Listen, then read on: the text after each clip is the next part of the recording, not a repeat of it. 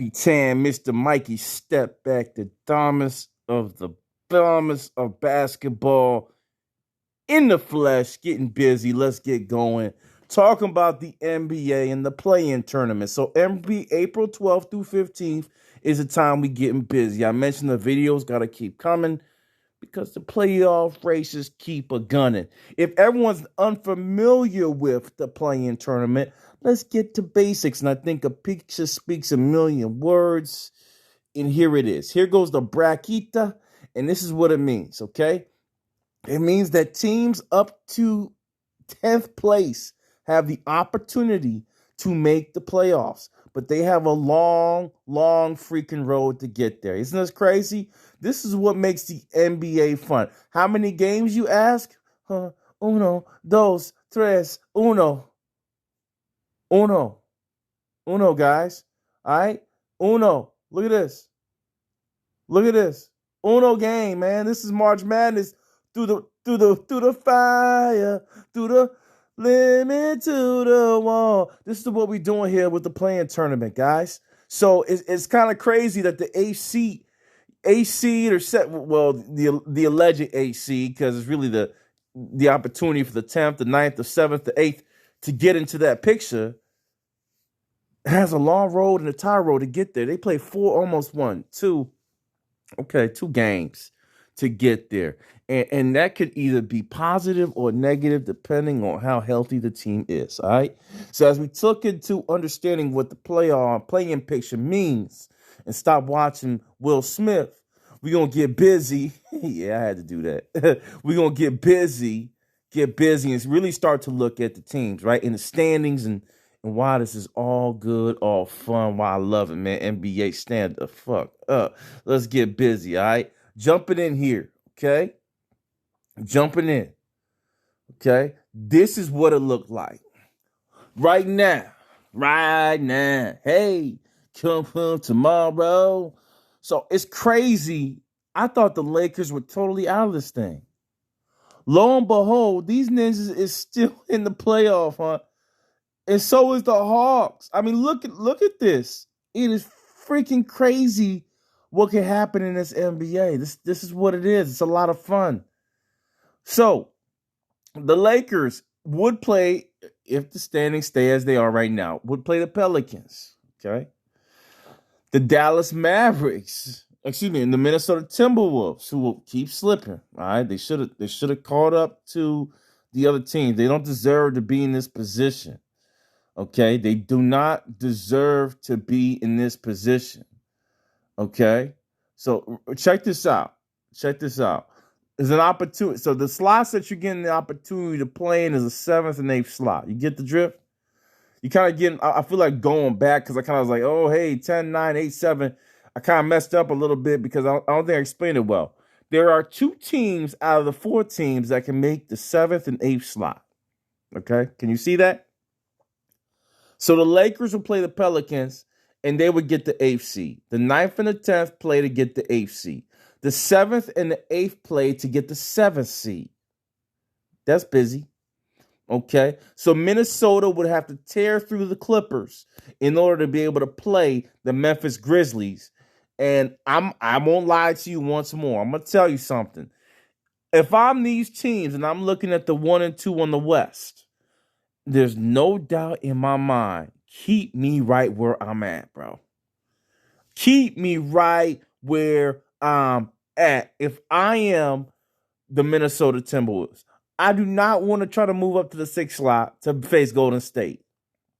Okay? And I'm sure Golden State's like, shit, let's get to the 4th slot. Let's lose a couple. Let's get to the 4th or 5th slot because we don't want to get busy. I think the easier bracket for Golden State most definitely is up top. You know, I think they can run through the Suns. I think they can run through the Lake Show too. No offense.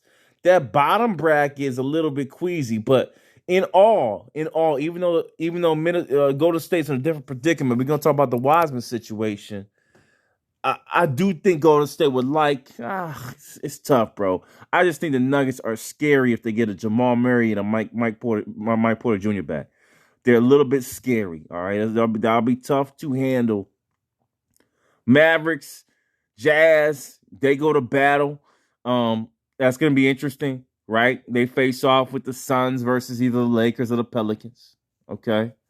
So again, if the winner of the ninth test will then face the loser, so that there's two opportunities for the team who's in the eighth slot who lose the 7-8 game to get back in. So it's not cutthroat like that, right?